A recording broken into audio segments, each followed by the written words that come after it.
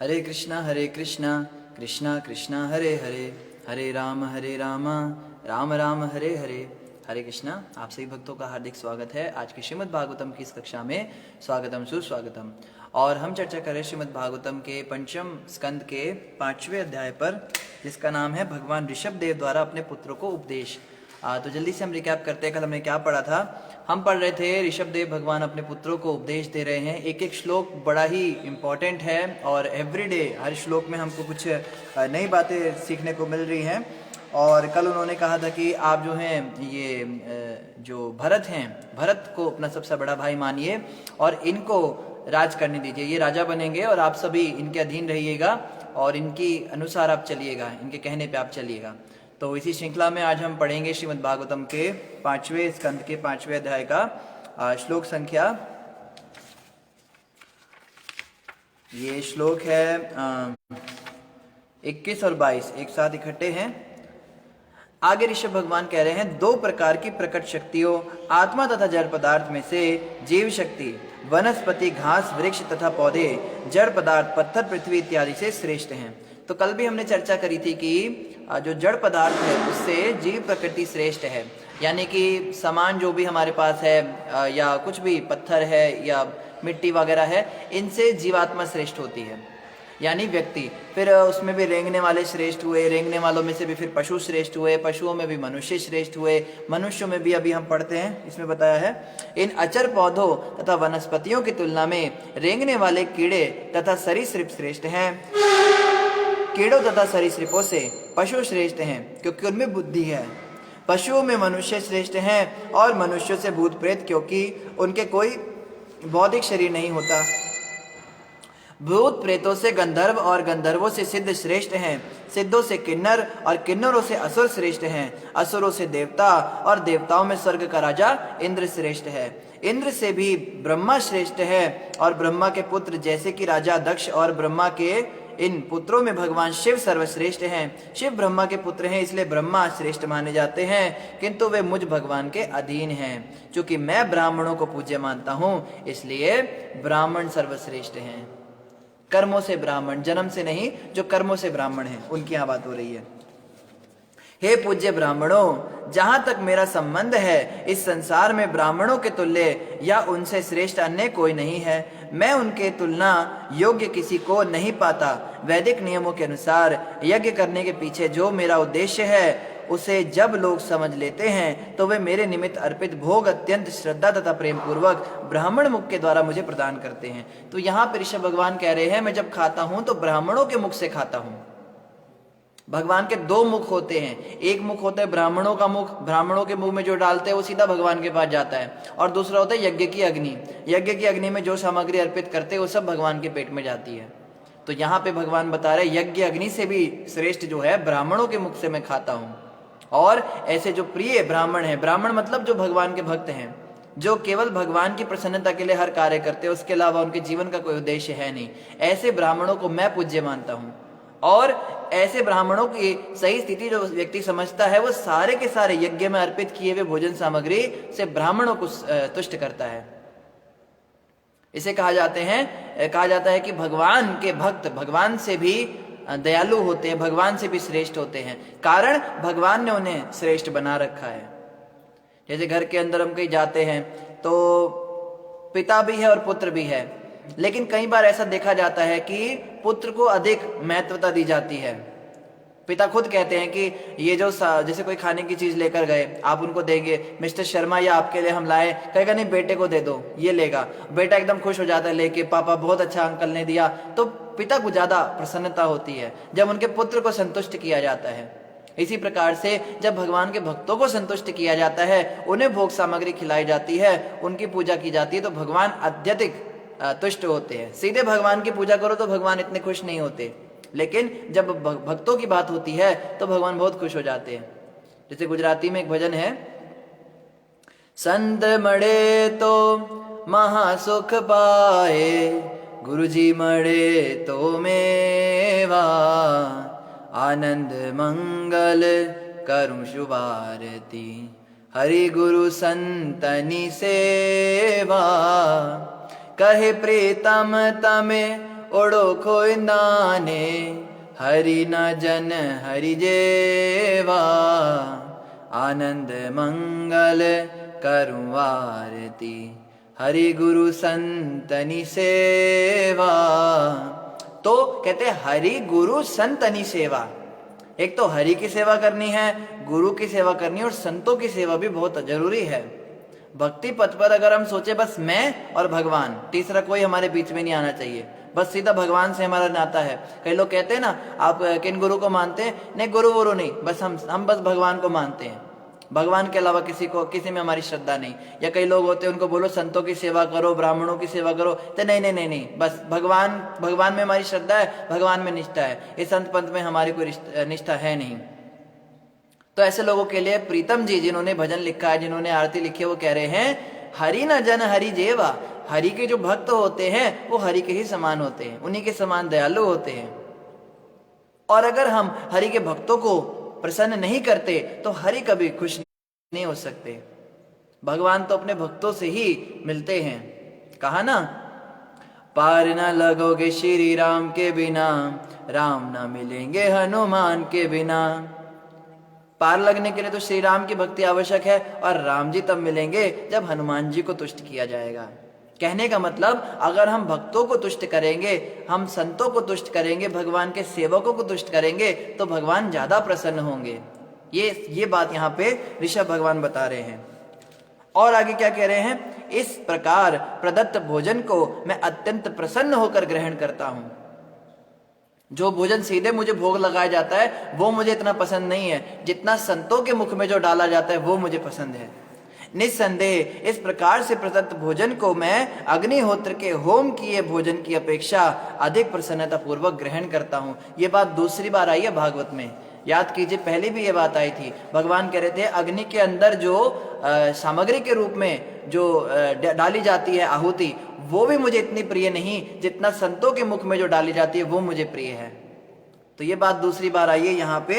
इस बात से हमें समझना है कि संतों को नियमित रूप से हमें इनवाइट करना चाहिए अपने घरों में।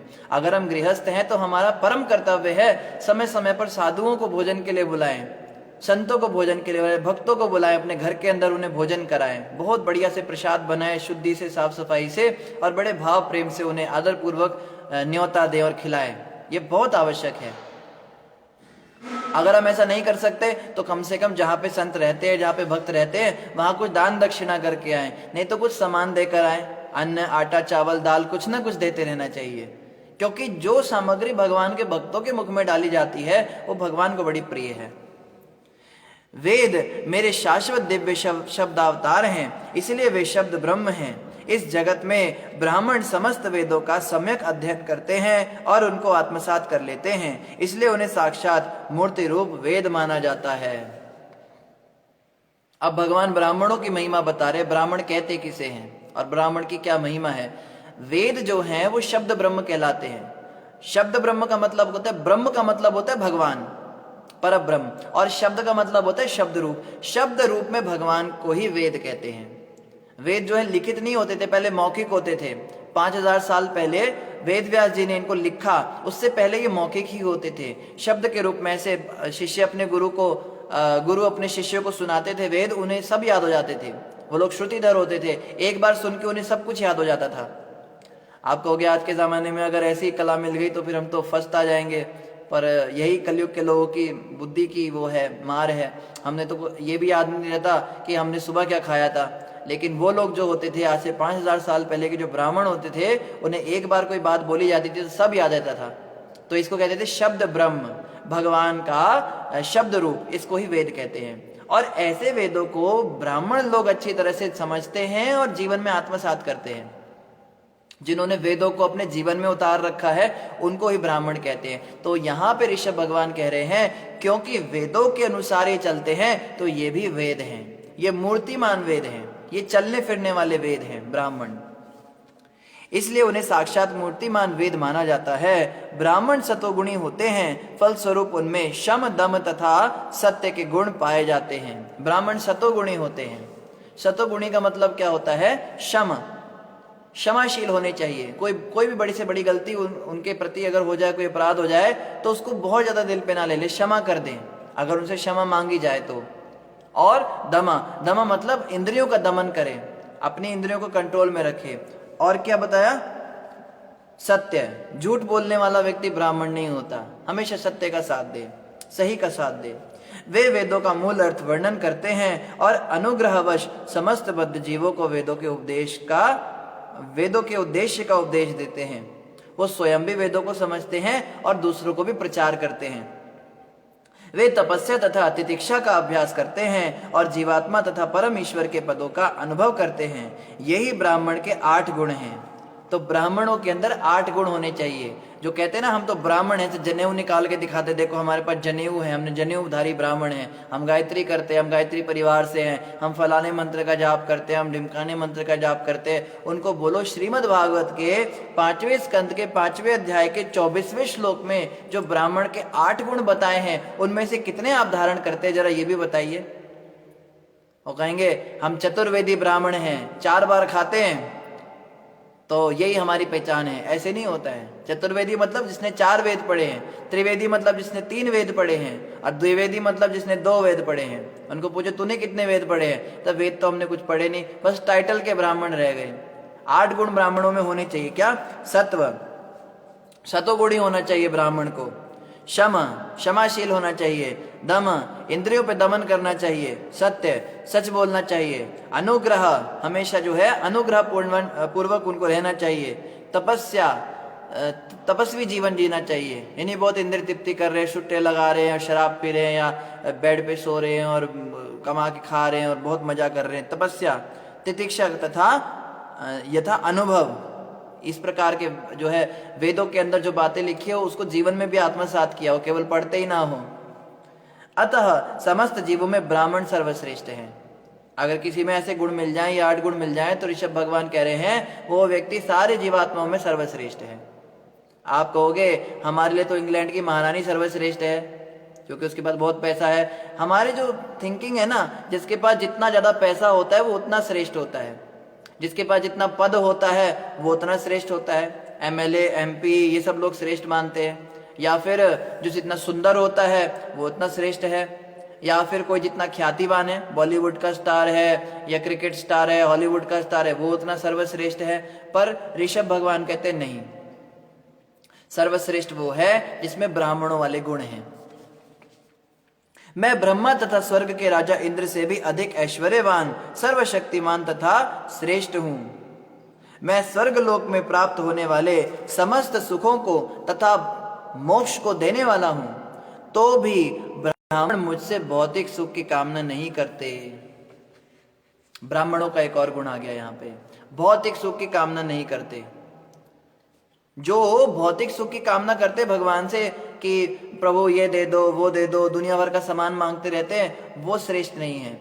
यहाँ पे ऋषभ भगवान कह रहे हैं मैं ब्रह्मा और शिव आदि देवी देवताओं से, जो इंद्र जो भी है, इनसे भी बहुत ज्यादा श्रेष्ठ हूँ, मेरे पास इनसे ज्यादा संपत्ति है। अरे विष्णु भगवान के पास जितनी संपत्ति है उसका कोई आकलन कर सकता है क्या? लक्ष्मी जी की फोटो हम देखते हैं, लक्ष्मी जी के हाथ में एक घड़ा होता है जिसमें से निरंतर सोने के सिक्के निकले जा रहे हैं। लक्ष्मी जी के पास कितना पैसा होगा सोचिए। और ऐसी एक नहीं, वैकुंठ में जितनी भी स्त्रियां हैं सभी लक्ष्मी स्वरूपा होती है, उनके पास इतना इतना पैसा होता है। हम सोच सकते हैं भगवान कितने ऐश्वर्यशाली हैं। और कहते हैं इतना होने के बावजूद भी ब्राह्मण मुझसे कभी भी भौतिक सुख की चीजें मांगते ही नहीं है। ये ब्राह्मणों की महिमा है, ये ब्राह्मणों की पहचान है। तो भी ब्राह्मण मुझसे भौतिक सुख की कामना नहीं करते। वे अत्यंत पवित्र तथा निष्प्रिय हैं। वे एकमात्र मेरी भक्ति में लगे रहते हैं। भक्ति का मतलब होता है निष्काम सेवा। जो व्यक्ति सकाम सेवा कर रहा है, भगवान से जो है भक्ति के बदले में कुछ मांग रहा है कि प्रभु हमने आपकी भक्ति करी, हम आप हमें बदले में ये दे दीजिए, कहते वो मेरा सच्चा भक्त नहीं है। निष्कामता होनी चाहिए।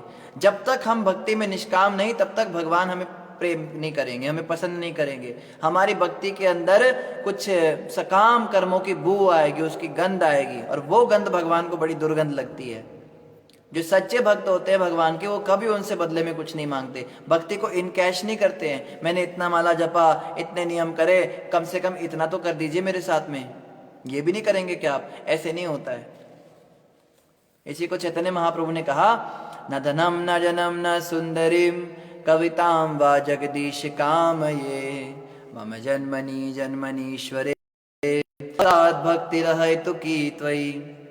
हे सर्व समर्थ जगदीश, मुझे धन एकत्र करने की कोई कामना नहीं है, ना मैं अनुयायियों, सुंदर स्त्री अथवा सालंकार कविता का ही इच्छुक हूँ। मेरी तो एकमात्र इच्छा यही है कि जन्म जन्मांतर में आपकी अहैतों की भक्ति बनी रहे। बस मुझे कुछ नहीं चाहिए आपसे, बस आपकी भक्ति बनी रहे। और आगे क्या भक्ति में लगे रहते हैं, भला उन्हें अन्य किसी से भौतिक लाभों के लिए याचना करने की क्या आवश्यकता है? जब वो मुझसे ही नहीं मांग रहे तो बाहर किसी और व्यक्ति के क्यों वो पैर पड़ेंगे? बाहर के लोगों से भौतिक आवश्यकताओं के लिए क्यों याचना करेंगे? वो भिखारी नहीं होते मेरे भक्त। कई लोग भक्तों को भिखारी समझते हैं। अक्सर हमने देखा है, वो सोचते हैं भक्त लोग जो हैं बड़े सिंपल होते हैं। विशेष रूप से जो कृष्ण के भक्त होते हैं वो सिंपल से कपड़े पहनते हैं, धोती कुर्ते में रहते हैं और कुछ ज़्यादा लौला पेट नहीं करते, बहुत ज़्यादा गहने वहने कुछ पहनते नहीं, जूते पहनते नहीं, सिंपल रहते हैं। तो लोगों को लगता है बेचारे भिखारी हैं, इनके पास पैसा नहीं है। वो उन पर अनुग्रह करने के लिए 150 रुपये उनके हाथ में रख देते हैं कि आप अपना चाय पानी का कर लेना। हमारे साथ कितनी बार ऐसे होता है, हम पुस्तक वितरण करने जाते थे तो लोग हमें 10-20 रुपये दे देते थे। एक बार क्या हुआ, हम पुस्तक वितरण कर रहे थे तो मुंबई का कोई लड़का था। तो मुंबई के लड़के ऐसे ही होते हैं, कुछ रही होगी उसकी उम्र 17-18 साल का था। तो उसको लगा मैं भगवत गीता का फोटो वाला पेज निकाल के रखता था, हमेशा ऐसे करके मैं दिखाता था, ये लीजिए भगवत गीता लीजिए, फोटो निकाल के। तो इसलिए कि भाई फोटो देख के कोई अट्रैक्ट हो जाए, उसको समझ में आया भाई फोटो देख के लोग अट्रैक्ट हो जाते हैं, क्या है इसमें, क्या है बताओ। तो उसको मैंने फोटो दिखाई तो उसको लगा मैं टैटू बनाने वाला हूँ। तो वो मुझे कहता है कि कौन सा टैटू, कितने रुपए में टैटू बनाते हो तुम? मैंने कहा मैं टैटू नहीं बनाता हूँ। कहता है ये फोटो के अंदर तुम खोल के दिखा रहे हो पेज, टैटू बनाते होंगे। मैंने कहा नहीं, ये भगवत गीता है, इसमें भगवान कृष्ण ने उपदेश दिया है और हमें भक्ति करनी चाहिए। और थोड़ा समझाने लगा उसको, तो उस बेचारे को बात समझ में ही नहीं आ रही है। फिर वो अपनी कहानी सुनाने लगा, मैं जो हूँ मैं फिल्म इंडस्ट्री में गया था, वहाँ पे कचरे बीनने वाली मुझे मिली, उससे मैंने शादी कर ली और अभी जो है हमारा बच्चा होने वाला है और मैं बड़ा परेशान हूँ। मैंने कहा तेरी सारी बात ठीक है, तू गीता रख ले, मैं तेरे को गीता 50 रुपये में दे दूंगा। ऐसे 140 रुपीज़ उसकी प्रिंट कॉस्ट थी, प्रिंट कॉस्ट पे देते थे। तो उसने कहा 50 रुपये भी इनमें भी नहीं दूंगा, मैं गीता लेनी नहीं मुझे। मैंने कहा तू 10 रुपये में गीता रख ले, कम से कम रख, तेरे को काम आएगी, पढ़ लियो इसको। तो वो क्या कहता है, गीता रखो। उसने 10 रुपये अपनी जेब से निकाले, कहता है तुम्हारा चेहरा मुझे सुंदर लगा, लो 10 रुपये रखो। तो हमने कहा 10 रुपये की कीमत है हमारे चेहरे की। तो ऐसे ऐसे भी लोग होते, कहते हैं कोई बात नहीं, तुम कुछ खा पी लेना 10 रुपये में, तुम्हारा खाने पीने का कुछ इंतजाम हो जाएगा। उसको लगा हम भिखारी हैं और हम गीता जो है अपने पैसे कमाने के लिए बेच रहे हैं। ऐसे ऐसे कितने लोग मिल जाते थे। एक बार एक और व्यक्ति मिला, वो दिल्ली स्टेशन पे था, दिल्ली रेलवे स्टेशन पे हम पुस्तक वितरण कर रहे थे। तो रात का समय था, 10-11 बज गए थे, हमको लेट हो गया, भक्तों की टीम आई हुई थी, तो इसलिए डर भी नहीं था ज़्यादा क्योंकि सबके साथ थे। तो वहाँ पे हम पुस्तक वितरण करने लगे तो एक व्यक्ति निकला बाहर, उसके हाथ में एक ब्रीफ केस था और उसको रख के खड़ा हो गया। तो हम चले गए, हमने कहा भगवत गीता ले लो, इसमें ये है वो है। बहुत देर तक हम लगे रहे, वो बेचारा सुन तो रहा था, सुन रहा था, चुप था, कुछ बोल नहीं रहा था पर सुन रहा था। तो मैंने सारी बातें उसको बता दी। तो वो कहता है कि मैं क्या करूं, मेरे बैग के अंदर शराब की बोतलें पड़ी हुई हैं, जो बैग है इसमें पूरा शराब की बोतलों से भरा हुआ है, ये मैं इसमें कैसे गीता लेके जाऊं। तो उसको बड़ी कसमें कुसमें खिलवाई, उसको गीता जो है थैली में डाल के दी, बड़े गंगा जल लगाए, उस पर छिड़के और करा के उसके बैग में रख दी, बोला ले जाओ घर में जाके इसको पढ़ लेना बस तुम। तो उसने भी जब भगवत गीता की पेमेंट करी तो कहता है ये 10 रुपये आप अपने पास रखो, आप बोलते बड़ा अच्छा हो, हमें आपकी बात बड़ी अच्छी लगती है, बड़ा अच्छा आपने बोला। तो उसको भी हमने ये कहा था हमारी बोली 10 रुपये की है। तो ऐसे ऐसे भी लोग होते हैं जो समझते हैं, पर ऋषभ भगवान कह रहे ऐसा नहीं होता है। ये जो मेरे जो ब्राह्मण है, जो भक्त हैं मेरे, ये किसी व्यक्ति से कोई अनुग्रह पाने के लिए इच्छा नहीं रखते हैं। अक्सर लोग सोचते हैं कि भिखारी होते हैं भक्त कभी भिखारी नहीं होते, उनको कभी इस नज़र से हमें देखना नहीं चाहिए। अरे बड़ी बड़ी जॉब छोड़ के आए होते हैं वो, कोई 40,000 की जॉब छोड़ के आता है, कोई 70,000 की जॉब छोड़ के आता है, कोई इंजीनियरिंग छोड़ के आता है, कोई MBBS छोड़ के आता है। इस मार्ग पे जो सन्यासी संत के वेश में दिख रहे हैं ना हमें, सब बड़े बड़े ओहदे के होते हैं। और अगर बड़े ओहदे के नहीं भी हों तो भी हमें ये नहीं सोचना चाहिए। अरे हमारे वृंदावन के 6 गोस्वामी, रूप सनातन भट्ट रघुनाथ, श्री जीव गोपाल भट्ट दास रघुनाथ। रूप Goswami finance minister, Sanatan Goswami prime minister, Raghunath दास गोस्वामी बहुत बड़े जमींदार के बेटे। इतना पैसा था घर के अंदर, पता नहीं कितने लाख तो उनके उस समय 500 साल पहले इनकम होती थी महीने की उनके घर में। और गोपाल भट्ट गोस्वामी, ये इनके पिता तो श्रीरंगम में रंगनाथ भगवान के मंदिर के हेड पुजारी थे, इतना ऐश्वर्य छोड़कर आए। और गोपाल भट्ट गोस्वामी, रघुनाथ भट्ट गोस्वामी और सारे ही बहुत पैसे वाले थे। नरोत्तम दास ठाकुर तो राजा के बेटे थे और आकर अपने गुरुजी का मल साफ किया करते थे डेली। तो ये नहीं सोचना चाहिए कि ये फटे हाल घूम रहे हैं, ऐसे घूम रहे हैं तो ये भिखारी हैं। ये किसी के अनुग्रह के लिए नहीं है। हम इन पे कुछ कृपा नहीं करते इनको पैसे देकर।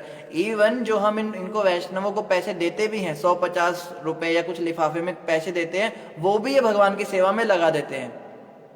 हमने तो अपने आंखों से देखा। बाहर तो हम केवल सुनते थे, अंदर मंदिर में रहते ना, हमें तो सब पता है। जिस भी कार्यक्रम में जाते हैं, उस प्रोग्राम में कभी भी कोई लिफाफे पकड़ाता है, चाहे एक लिफाफा दे, चाहे हर एक को अलग अलग मिले, सारे के सारे लिफाफे आके हम जमा करा देते हैं मंदिर में। इसको भगवान की सेवा में लगाइए। हम क्यों किसी के अनुग्रह पे रहे? हमें कुछ कमी थोड़ना है, घर में कोई कमी थोड़ना थी हमें। हम 100-200 रुपए के लिए यहाँ पे नाचेंगे गाएंगे किसी को? हम तो प्रचार करने की भावना से जाते हैं, पर लोग समझ नहीं पाते इस बात को। तो सच्चे भक्त जो होते हैं वो निष्काम होते हैं। हमारे गुरुजी ने तो हमें यही सिखाया है। हमारे गुरु महाराज कहते हैं भक्ति करो निष्काम, कुछ नहीं बदले में मांगना भगवान से, और जो मिल जाए। सैलरी तो कभी लेनी ही नहीं चाहिए। संतों के लिए सैलरी का कोई मतलब ही नहीं होता। मंदिर में लोग सेवा करते, कहते हैं कितने पैसे मिलेंगे। अरे तो मंदिर के अंदर, आश्रम के अंदर सेवा करने आ रहा है, पैसे कमाने आ रहा है? बहुत ध्यान रखना है इन बातों का। प्रभुपाद जी ने कहा था कि निष्काम होनी चाहिए सेवा। प्रभुपाद जी के सामने जब ये बात आई कि सैलरी ले रहे हैं भक्त लोग मंदिर में, गृहस्थ भक्त आ रहे हैं, भगवान के सामने पूजा करने की, घंटी बजाने के पैसे ले रहे हैं, प्रभुपाद जी को बहुत गुस्सा आया था। Y salary? सैलरी की क्या जरूरत है? उनको बोला इसको अपनी पत्नी बच्चों को मेंटेन, कहते पत्नी बच्चों को मंदिर में ले आओ, मंदिर मेंटेन करेगा, पैसे नहीं देने उनको। ये जो पैसा जो दान आ रहा है भगवान के नाम से लोग चढ़ा रहे हैं, भगवान के लिए तो चढ़ाते हैं ना श्रद्धालु, उस पैसे को ये लोग अपने भोग में क्यों यूज कर रहे हैं? बिल्कुल गलत है। प्रभुपाद जी ने बोला, ओपन बोलते थे प्रभुपाद जी। और गुरु महाराज भी हमारे बिल्कुल सीधा बोलते हैं कि सैलरी वगैरह जो है अच्छी बात नहीं है। तो आगे यहाँ पे कह रहे हैं, हे पुत्रो, तुम्हें चराचर किसी जीवात्मा से ईर्ष्या नहीं करनी चाहिए, यह जानते हुए कि मैं उनमें स्थित हूँ। प्रत्येक क्षण उनका समादर करना चाहिए, इस प्रकार तुम मेरा आदर करो। तो कह रहे हैं मनुष्यों और ब्राह्मणों की तो बात क्या, किसी जीवात्मा से भी तुम ईर्ष्या मत करो, क्योंकि सबके अंदर मैं हूं, ये जानो, सबके हृदय में मुझे देखो। जैसे एक बार क्या हुआ, एक क्लास टीचर थी, तो उसने बोला कि बच्चों आज हम एक्टिविटी करेंगे। बच्चे तो होते ही ऐसे हैं, बच्चों को पढ़ने में मन लगता ही नहीं। बच्चों ने कहा बहुत बढ़िया एक्टिविटी करते हैं मैडम। तो मैडम ने क्या कहा, बेटा कल आप सभी क्या करना, जो भी व्यक्ति आपका दुश्मन है, जो भी आपको बिल्कुल पसंद नहीं है, जिसका चेहरा भी देखना आपको अच्छा नहीं लगता, उसका फोटो लेकर आना और हम एक एक्टिविटी करेंगे। तो सबने कहा ठीक है। तो अगले दिन जो है सब फोटो लेके आए हैं, पता नहीं क्या होने वाला है। तो मैडम ने कहा सामने जो डार्ट लगा इस पे सब अपनी अपनी फोटो लगा दो। तो ऐसे करके एक दीवार के ऊपर उन्होंने लगा रखा था, उस पे पिन से जो है सबने फोटो चिपका दी अपनी अपनी। तो जब सबने फोटो लगा दी तो मैडम ने देख रही है सब कितनी कितनी, कोई पड़ोसी की फोटो लाया है, कोई अपनी माँ की फोटो लाया है, कोई बाप की लाया है, कोई दादे की लाया है, एक तो मैडम की फोटो ले आया, कोई 2-2 फोटो लाया, कोई 3-3 फोटो लाया है, कोई अपने क्लास फेलो की फोटो लाया है। सब उन्हें फोटो लगा रहे हैं और मैडम ने सबको वो दे दी, कील दे दी, वो जो फेंक के मारनी होती है उनपे। बोला जितने मार सकते हो मारो, आज सारा गुस्सा निकाल दो अपना। बच्चों ने कहा ये तो बहुत बढ़िया एक्टिविटी है, बड़ा मजा, ऐसे मार रहे हैं, कोई आंख में मार रहा है, कोई नाक में मार रहा है, कोई मुंह में मार रहा है, बहुत मारा बहुत मारा, सारा छलनी कर दिया उसको। तो मैडम जो है पूछती है अब तुम्हें कैसा लग रहा है ये बताओ। तो बच्चे बताते हैं मैडम बहुत अच्छा लग रहा है, बहुत मजा आया। आप ना ऐसी एक्टिविटी कराते रहा करो हर महीने, बहुत अच्छा लगा, ऐसा बहुत जरूरी है करना। हमको भी अगर करने को मिले तो कितना मजा आ जाए, हर महीने हम मार मार के फेंके जिसपे गुस्सा आता है। तो मैडम ने कहा ठीक है अभी आप सब अपनी सीट पे बैठ जाओ। तो जब सबके सब अपनी सीट पे बैठे तो क्या हुआ, जब मैडम ने सारे की सारी कीलें निकाली तो फोटो के पीछे भगवान का फोटो लगा हुआ था। हर फोटो के पीछे भगवान का फोटो था और सब बच्चे एक दूसरे को देख रहे, कह रहे मैडम आपने तो हमसे बहुत पाप करवा दिया। ये क्या करवा दिया मैडम, भगवान के चेहरे पे ये क्या हो गया हमसे, हमें तो बड़ा पाप लगेगा। तो मैडम ने कहा बच्चों जब भी तुम किसी व्यक्ति को कष्ट पहुंचाते हो, किसी को कुछ भी बोलते हो ना, तो उसके हृदय में भगवान बैठे हैं, उनको भी बुरा लगता है। ये समझने के बाद, जैसे कुत्ते बिल्लियों को हम पत्थर मारते हैं, कई लोगों को आदत होती है बंदरों को पत्थर मारते हैं, तो उसके हृदय में भी भगवान है। किसी को भी कष्ट नहीं देना चाहिए। और हमारे गुरु महाराज कहते हैं हिंसा का मतलब केवल शारीरिक हिंसा नहीं होता, किसी को बेवजह परेशान करना। कोई व्यक्ति अच्छा भला अपना काम कर रहा है, उसको जाके कुछ ऐसा बोल देना, उसको कुछ मार देना, या फिर उसके बारे में दूसरों को कुछ बोलना, उसको मानसिक कष्ट देना, शारीरिक कष्ट देना, ये सब जो है ये सब ईर्ष्या में आते हैं। और उसके हृदय में जो भगवान बैठे हैं उनको भी बुरा लगता है। तो ये बात यहां पे कह रहे हैं, ईर्ष्या से तुम बचो। जब तक मन, दृष्टि, वचन तथा समस्त ज्ञानेन्द्रिय तथा कर्मेंद्रिय इंद्रियों का वास्तविक कार्य मेरी सेवा में लगे रहना है। ये कान जो हैं ये श्रवण करने के लिए मिले हैं कथा, ये आंखें मिली हैं भगवान का दर्शन करने के लिए, ये नाक मिली है भगवान को अर्पित फूलों और अगरू को सूंघने के लिए, हाथ मिले हैं सेवा करने के लिए, मस्तक मिला है झुकाने के लिए, पैर मिले हैं धाम यात्रा करने के लिए। लेकिन इसका हमने कितना मिसयूज किया देखो।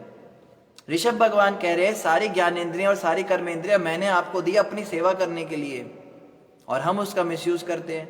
इवन जो जेट एरोप्लेन्स हैं, ये जो ट्रेन्स हैं, मोबाइल फोन है, कंप्यूटर है, इंटरनेट है, वाईफाई है, या खाने पीने का सामान है, फैक्ट्रीज है, बड़े बड़े जो ये बिल्डिंगें बनाने की मशीनें हैं, ये सब कुछ भगवान ने अपनी सेवा के लिए बनाया है। इन सब का प्रयोग करके हम भगवान की सेवा में लगे, इसके लिए सब बनाए। लेकिन हम ये सब किस लिए लगाते हैं? अपनी सेवा करने के लिए, हम इंद्रिय तृप्ति करने के लिए लगाते हैं। कई लोग कहते हैं आप तो साधु, आप मोबाइल क्यों यूज करते हो, आप तो साधु लोग हो, आप लोग ये काम क्यों करते हो, आपके पास कंप्यूटर क्या कर रहा है, आपको इंटरनेट का क्या करना है, आप क्यों जूते पहनते हो, आप क्यों कपड़े पहनते हो। अरे साधु का मतलब होता है संसार की हर वस्तु एक्चुअल में भगवान की सेवा के लिए बनी है, आप उसका दुरुपयोग कर रहे हैं, हमें दीजिए, हम उसको कृष्ण की सेवा में लगाएंगे। प्रभुपाद जी एक बार पंक्ति में बैठे थे तो 3-4 मायावादी साधु बैठे हुए थे और प्रभुपाद जी भी वहीं बैठे हुए थे। तो एक व्यक्ति पैसे बांटने लगा, तो जब वो पैसे देने लगा तो पहले वाले को दिए तो उसने कहा माया माया माया। दूसरे को पैसे देने का कहता है हम पैसों को हाथ नहीं लगाते हैं, ये माया है, हम इनको हाथ नहीं लगाते। तो प्रभुपाद जी ने कहा, दोनों ड्रामे कर रहे थे, हाथ लगाते नहीं, जेब कर रहे, जेब इसमें डाल दो। प्रभुपाद जी ने कहा मुझे दो सारे पैसे, मैं इनको कृष्ण की सेवा में लगाऊंगा, मैं इनसे मंदिर बनाऊंगा। इसको कहते हैं युक्त वैराग्य। असली वैराग्य केवल दिखावे का वैराग्य नहीं होता। एक तो होता है दिखावा करना, कुछ नहीं जी हम तो पैसे को हाथ नहीं लगाते, हम तो नोटों को नहीं छूते, एकादशी को तो हम अन्न को हाथ भी नहीं लगाते, हम तो किसी को कुछ बुरा बोलते नहीं, हम तो दिखावा करना। अंदर से बिल्कुल भरा पड़ा है आकर्षण। पैसे, कितने पैसे आए, चेले को पूछ रहा है गुरुजी कितने पैसे दिए थे, उसने कहते गुरुजी आपने तो कहा था आप नोटों को हाथ नहीं लगाते। कहते दुष्ट, तेरे को इसलिए रखा हुआ है ना, गिन के बता कितने पैसे हैं।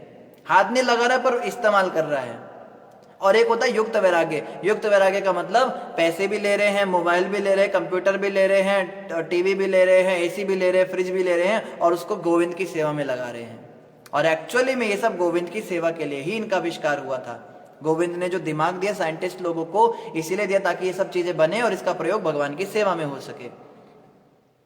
तो ये बात हमें समझनी है कि युक्त वैराग्य, निर्बंधे कृष्ण अनुसंबंधे युक्त वैराग्य मुच्यते। जो भी वस्तु है उसको कृष्ण की सेवा में लगा देना है। अगर हम घर गृहस्थी में रहते हैं तो हमें युक्त वैराग्य का सिद्धांत का पालन करना चाहिए। हमें ये नहीं सोचना चाहिए कि वैरागी तो ये संत है, हम थोड़ा ना वैरागी है, हम तो गृहस्थ हैं, हम तो घर गृहस्थी वाले। नहीं, आप भी वैरागी हो, आप युक्त वैरागी हो।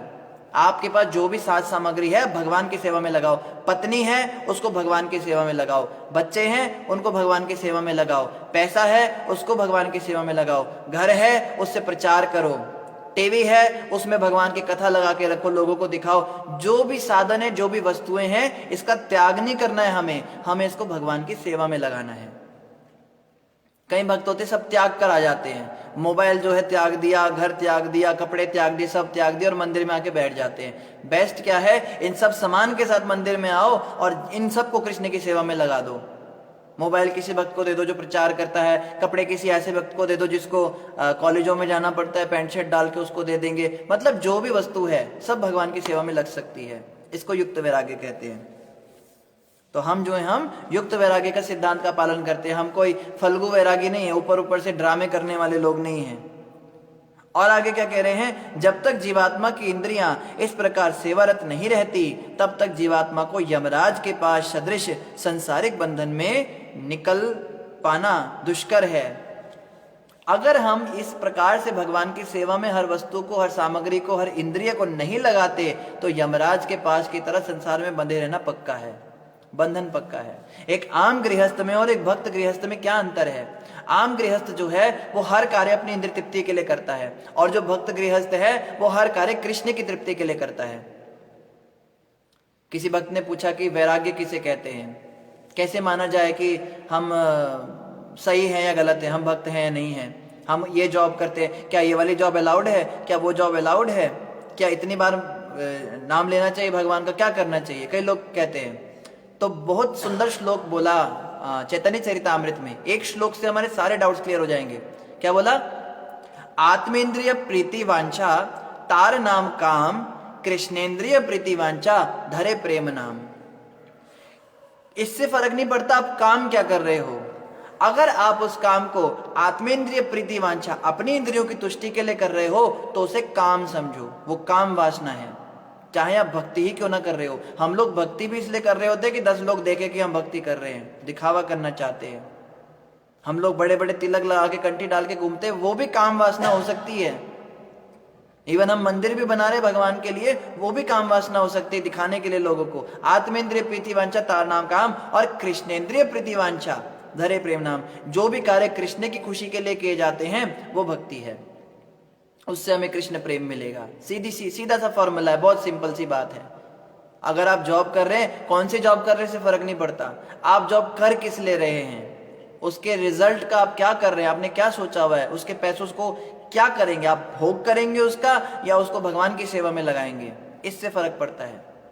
इससे फर्क नहीं पड़ता आप कितनी देर तक बैठ के भजन करते हैं। आप ये जो देर तक बैठ के भजन कर रहे हैं, लोगों को दिखाने के लिए कर रहे हैं या फिर भगवान की सेवा के लिए कर रहे हैं।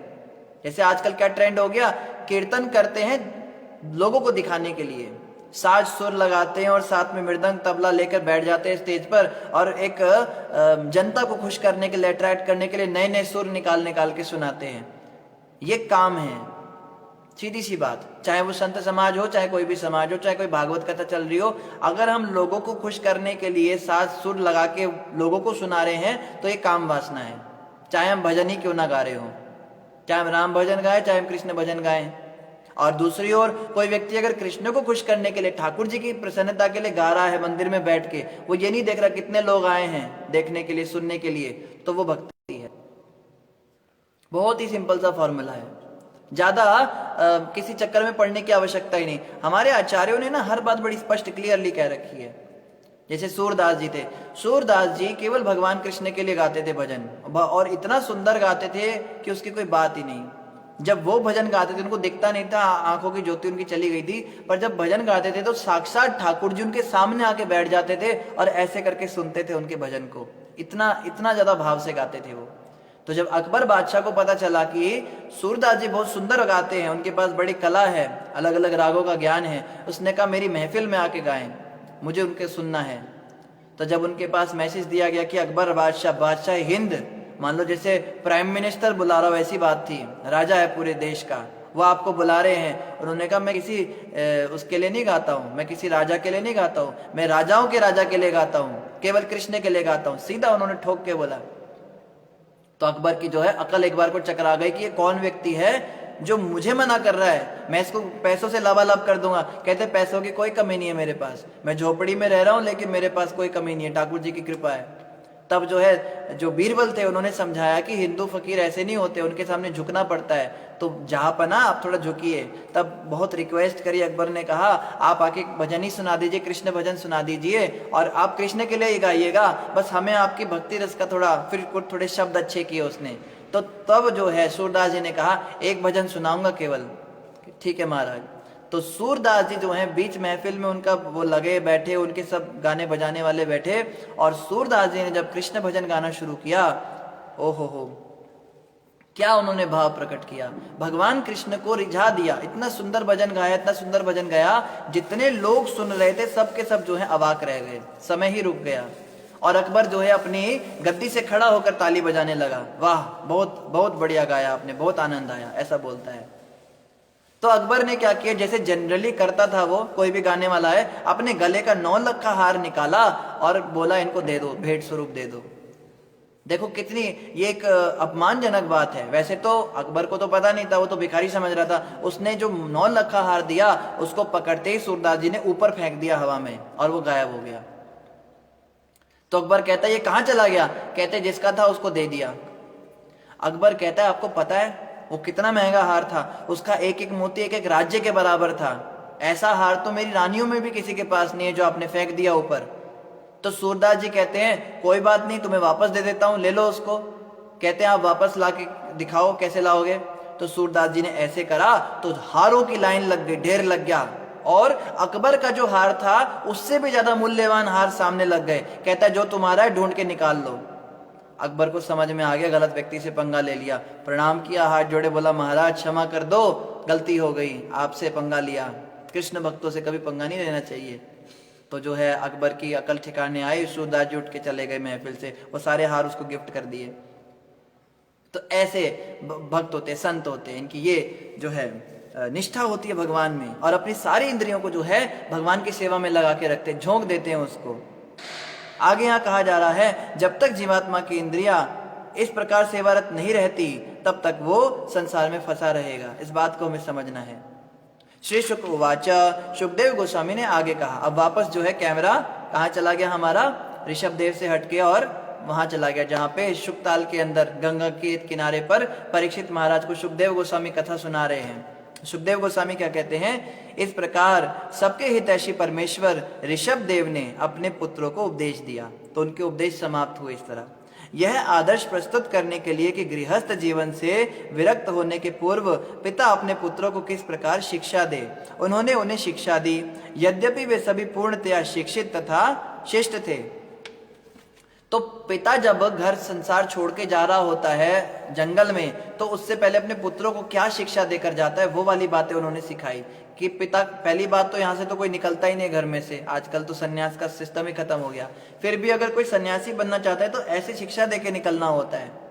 अभी क्या होता है, बहुत कर्जा चढ़ गया सिर पे, समझ नहीं आ रहा पैसा कहाँ से आएगा, पत्नी भी चिल्ला रही है, बच्चे भी भूखे हैं, रातों रात जो है घुटमुट करा लेता है और भगवा पहन के भाग जाता है और हरिद्वार में जाके बैठ जाता है। हमने सन्यास ले लिया, हमने वैराग्य ले लिया, हम सब घर बार संसार छोड़ के आ गए, हमने तृण की तरह छोड़ दिया। अरे तेरा क्या वैराग्य, तू छोड़ के आया तो तू सारी जिम्मेदारियां छोड़ के आ गया, बच्चों को भूखा छोड़ के आ गया, पत्नी को बिना खाने पीने के छोड़ के आ गया, इतना सारा कर्जा छोड़ के आ गया। ये कोई छोड़ना होता है? ऐसे सन्यासियों का क्या होगा, इनका कोई उद्धार नहीं होता है। ऐसे उपदेश देकर जाना होता है, प्रॉपर तरीके से जाना होता है। इन उपदेशों के सकाम कर्मों से न बंधने वाले तथा अपनी भौतिक कामनाओं को नष्ट करने के बाद भक्ति में लीन रहने वाले सन्यासी भी लाभ उठाते हैं। इन उपदेशों को सुनकर तो सन्यासी भी लाभ उठाते हैं और गृहस्थ भी लाभ उठाते हैं। इतने सुंदर उपदेश हैं ये। एक बार हम न्यूज़ पढ़ रहे थे, अभी कुछ दिनों पहले आया था कि कोई जगह थी, उस जिले का नाम बताया, वहाँ के जो पति हैं वो अपनी पत्नियों से इतने तंग आ गए कि उन्होंने संन्यास लेना शुरू कर दिया। वहाँ पे एक संस्था प्रचार कर रही थी, तो जो भी पति को पता लगता था कि यहाँ पे संन्यास लेने का वो होता है, तो वो सब संन्यास लेने लगे, सब सन्यासी बन गए। उनकी पत्नियां उन्हें इतना तंग करती थी, दिन भर बोलती रहती थी, परेशान करती थी, उन्होंने संन्यास लेना शुरू कर दिया। फिर पत्नियों ने FIR कंप्लेन करी, पति हमारा संन्यास लेके चला गया। तो फिर उन्हें बोला भाई तुम क्या कर रहे हो? फिर उन्होंने बताया देखो इन्होंने ये काम किए हुए हैं। तो बड़ा इस पे बड़ी बहस चली थी कि इनका संन्यास लेना ठीक था या गलत था। तो बात ऐसी चल रही है, ऐसे भी लोग परेशान हो जाते हैं तो संन्यास लेते हैं। और वास्तव में संन्यास किस लिए लिया जाता है? संन्यास लिया जाता है प्रचार करने के लिए, एक हायर उद्देश्य के लिए संन्यास लिया जाता है, संसार को सिखाने के लिए कि भक्ति क्या है। जो लोग भगवान से दूर होते, भटके होते, उनको समझाने के लिए संन्यास लिया जाता है। और ये बहुत अच्छी चीज है, ये कोई गलत चीज नहीं है। भारत में लोग बोलते हैं ये तो संन्यास ले लिया है तो पागल हो गया, घर छोड़ के भाग गया, जिम्मेदारियों से भाग गया। सारे सन्यासी ऐसे नहीं होते हैं। संन्यास जो है अगर कोई व्यक्ति प्रचार के लिए लेता है तो वो बहुत अच्छा है। कलयुग में एक्चुअली 4 चीजें मना है अगर हम वैसे देखें शास्त्रों के अनुसार। पहला तो बलि मना है, गोमेध और अश्वमेध यज्ञ दोनों मना है। ना तो आप बलि चढ़ा सकते हो, किसी भी जानवर की बलि नहीं चढ़ा सकते कलयुग में, वो भेंट स्वीकार नहीं होगी। तीसरा, नियोग करना मना है। नियोग होता था जो अपनी भाभी से संतान बिखेरे रहने लगे, तब यज्ञ अग्नि को अपने में लीन करके विश्व का भ्रमण करने के लिए उन्होंने ब्रह्मावर्त को छोड़ दिया। तो क्या हुआ, ऋषभ भगवान ने जब उसको राजा बना दिया भरत को, भरत जो है, भरत को राज सिंहासन पर बिठा दिया, बोला चलो मेरी जिम्मेदारी खत्म हो गई। अब वो बिल्कुल बाल बिखेरे रहने, उन्होंने कपड़े नहीं पहनने, नंगे रहते थे, क्योंकि वो आत्मा के स्तर पे रहते थे, इसलिए वो ऐसा करते थे। तो जो जैन अनुयायी आजकल जो हो रहे हैं, दिगंबर जो होते हैं, वो उन्हीं का पालन करते हैं, उन्हीं के अनुयायी होते हैं ऋषभ भगवान के। जैसे वो कपड़े नहीं पहनते थे, ये भी कपड़े नहीं पहनते, वो बाल बिखेर के रखते थे, ये भी बाल बिखेरते हैं। मगर इमिटेशन से काम होता नहीं है, इसको कहते हैं बाहर से नकल करना। बट आंतरिक जो उनका भाव था, जो शुद्ध कृष्ण प्रेम था, कृष्ण भक्ति थी, उसको ये मानते नहीं कि कृष्ण को भगवान नहीं मानेंगे, बस खाली बाहर से नंगे घूमेंगे। तो अब क्या करते क्या नहीं करते हम इसमें नहीं पड़ेंगे, मगर ऋषभ भगवान ने ऐसा इसलिए किया था क्योंकि वो आत्मा के स्तर पे चले गए थे, उनको शरीर की सुधि नहीं रहती थी। तो जब वो इस तरह से रहने लगे, ऐसे से गंदे गंदे नाम लेते थे, तो कभी उन्हें क्रोध नहीं आता था, वो सुनते ही नहीं थे उनकी बातों को, वो बस अपनी भक्ति में लीन रहते थे। तो सच्चे भक्तों की यही पहचान होती है कि वो गुस्सा नहीं होते, बुरा नहीं मानते।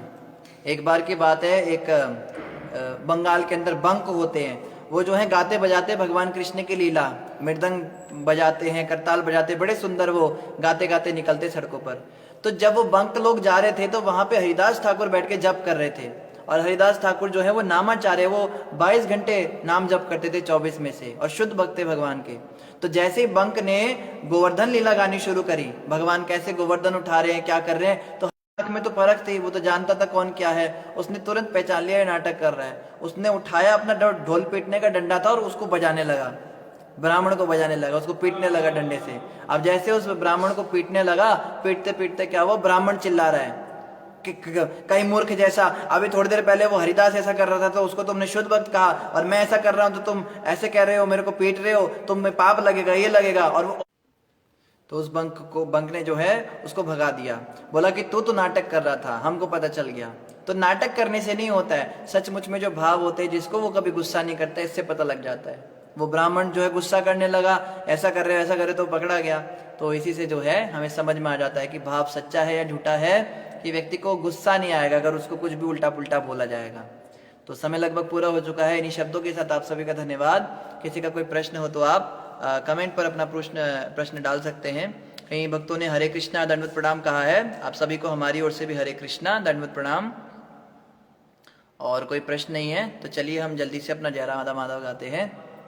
जय राधा माधव कुंज बिहारी, गोपी जन वल्लभा गिरिवरधारी, यशोदानंदन ब्रज जन रंजन, यमुना तीरा वनचारी। जय राधा माधव कुंज बिहारी, जय राधा माधव कुंज बिहारी। हरे कृष्णा कृष्णा कृष्णा हरे हरे, हरे राम राम राम हरे हरे। बोलिए ग्रंथराज श्रीमद् भागवतम महापुराण की जय, जगत गुरु श्रील प्रभुपाद की जय, गौर भक्त वृंद की जय, श्री गुरु महाराज की जय। हरे कृष्णा।